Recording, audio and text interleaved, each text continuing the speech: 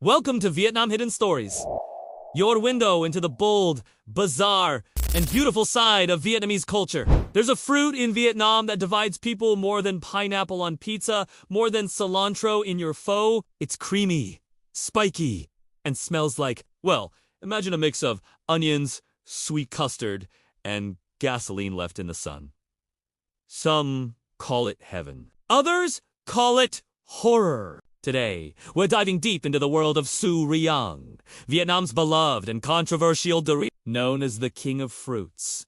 It's loved with obsession and feared with passion. But why does this fruit spark such strong emotions? Let's begin where all good stories do. In the middle of a hot, buzzing market in southern Vietnam, Durian season is in full swing. The air is thick with its signature scent, unmistakable and unmissable. Vendors shout prices, shoppers poke at the thorny shells, and motorbikes we've passed carrying stacks of the fruit like hedgehogs piled on a plate. You see a young woman sniff a durian and smile with pure joy. A foreign tourist nearby recoils and pulls his shirt over his nose. One fruit, two realities. But what exactly is durian? On the outside, it looks like a medieval weapon. Covered in sharp green spikes, it demands respect and gloves.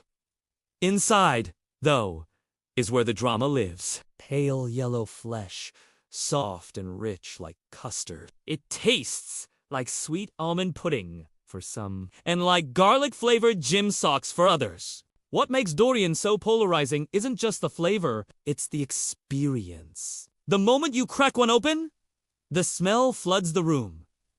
Some people describe it as rotten onions. Others say it smells like caramel and vanilla. In Vietnam, it's so beloved that entire desserts are built around it. Durian cha, durian sticky rice, durian ice cream. There are even durian-flavored mooncakes during Madonam Festival. But don't be fooled. Despite the love, this fruit is banned on airplanes, hotels, and public transport in many cities across Asia, including right here in Vietnam. One open durian on a bus, and you'll clear the whole vehicle in seconds. So, why eat it?